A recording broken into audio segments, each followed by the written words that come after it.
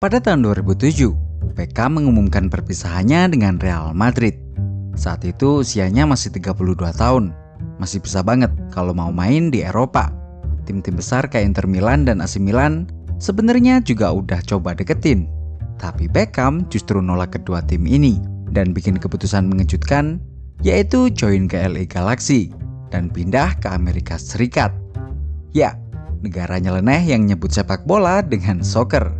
Negara yang liga sepak bolanya masih berusia 10 tahun dan hampir bangkrut 7 tahun sebelumnya. Gak cuman itu, Beckham juga rela digaji 80% jauh lebih rendah dari total pendapatannya waktu di Real Madrid. Semua orang menertawakan keputusan itu. Bahkan banyak yang bilang kalau karir Beckham telah berakhir. Tapi yang gak disadari orang-orang, Beckham sebenarnya lagi bikin langkah paling jenius dalam hidupnya. Sebuah langkah yang gak cuman bakal ngubah karirnya, tapi juga sejarah sepak bola dunia.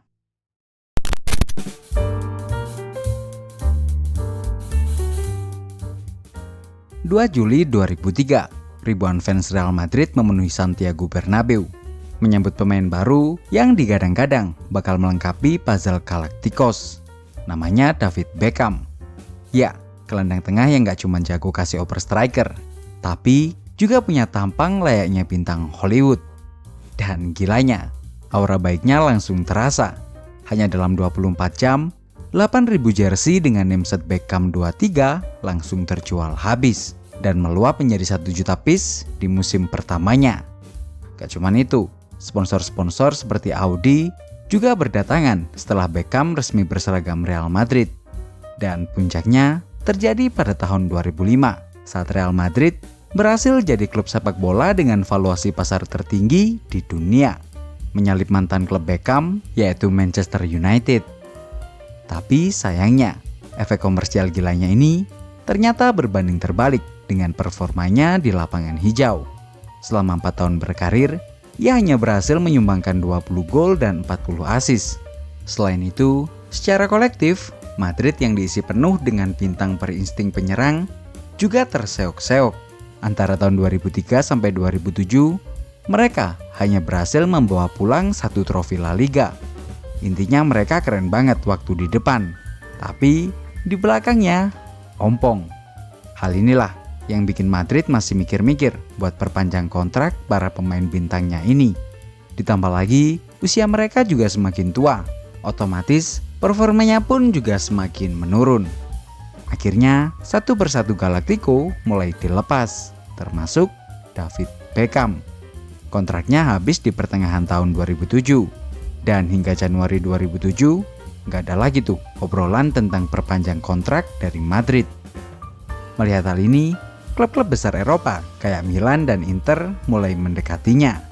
Tapi, Beckham justru menolak semuanya, karena ia udah punya rencana sendiri. Join liga antah berantah dan bikin legacy di sana. Ya, bener. Gabung LA Galaxy di MLS, liga yang pernah hampir bangkrut pada awal 2000-an. Keputusan ini tentu aja bikin publik shock berat. Belum ada sejarahnya pemain kelas bintang Eropa mau main di liga antah berantah kayak gitu. Dia dianggap downgrade parah. Publik menertawakannya dan mengolok-ngoloknya bahwa dia telah menggali kuburan untuk karirnya sendiri. Bahkan Presiden Madrid saat itu, Ramon Calderón, juga mengejeknya dengan bilang Beckham mau jadi aktor Hollywood, makanya dia pergi ke LA Galaxy. Dia juga nambahin, gak ada lagi klub elit Eropa yang mau pakai jasanya, makanya dia milih pergi ke Los Angeles. Tapi Beckham gak pernah peduliin omongan-omongan julid ini, karena ia tahu sesuatu yang orang lain gak sadar. Di balik MLS yang dianggap kuburan karir, ada peluang emas yang bikin dia gak cuma jadi legenda sepak bola abadi, tapi juga membuka jalan menuju ladang bisnis yang nilainya gak akan pernah habis.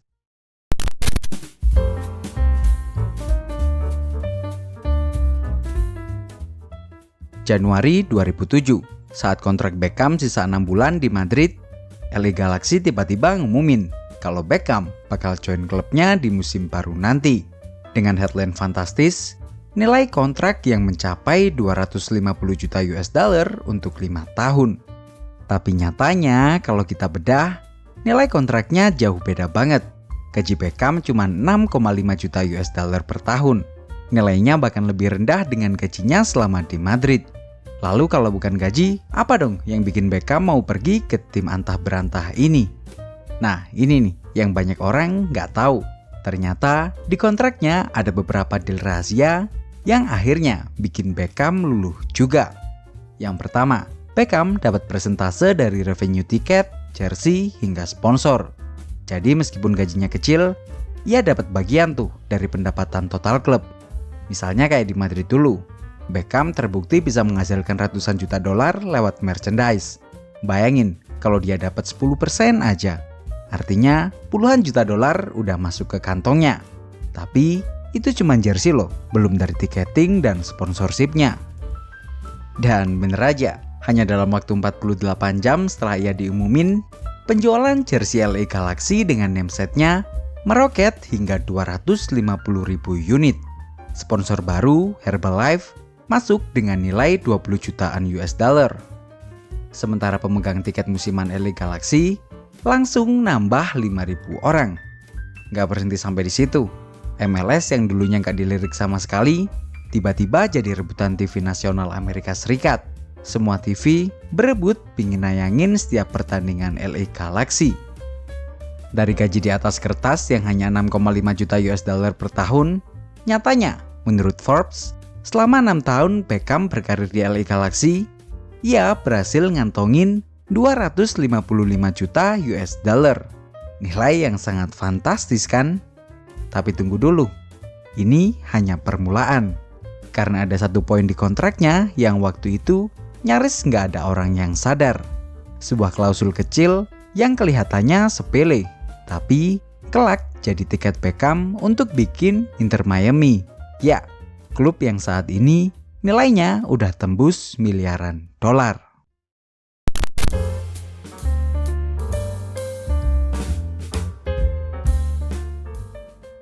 Deal rahasia kedua itu adalah hak eksklusif untuk mendirikan klub di MLS dengan biaya lisensi yang cukup murah, yaitu 25 juta US dollar saja.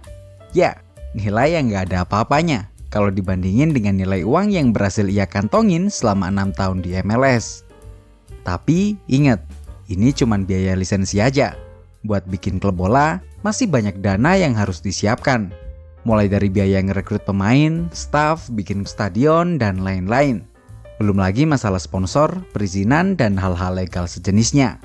Tapi ini semua bukan halangan buat Beckham. Ia melihat ini sebagai tantangan baru. Beckham bukan tipe orang yang gampang putus asa kalau lihat masalah di depan.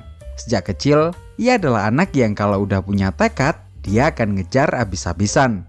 Sejak kecil, kalau gurunya tanya mau jadi apa, dia selalu jawab, mau jadi pemain sepak bola.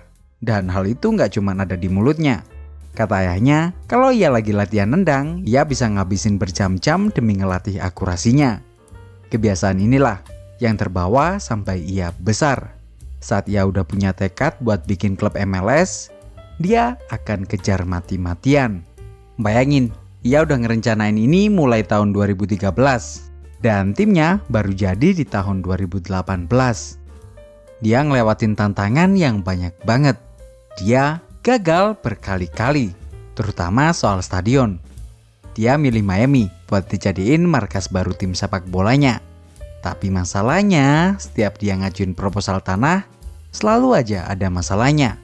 Mulai dari ditolak Warlock karena lokasi yang dipilih ditakutin bakal bikin jalanan macet, ribut sama pemerintah kota setelah lokasi kedua yang diajukan dianggap nggak layak dan ganggu pemandangan, sampai kejebak birokrasi.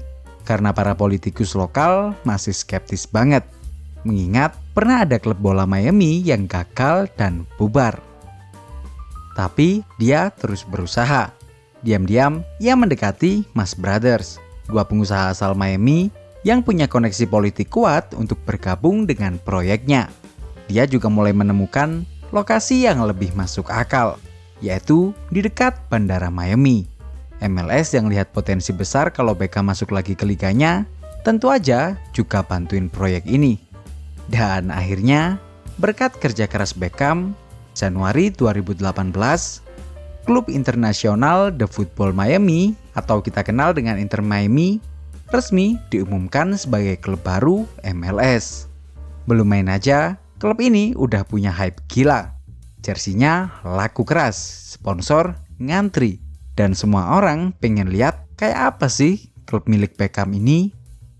Tapi yang bikin skalanya pecah, ya tentu aja momen di tahun 2023 ketika Lionel Messi milih gabung ke Inter Miami. Itu kayak lingkaran yang akhirnya lengkap.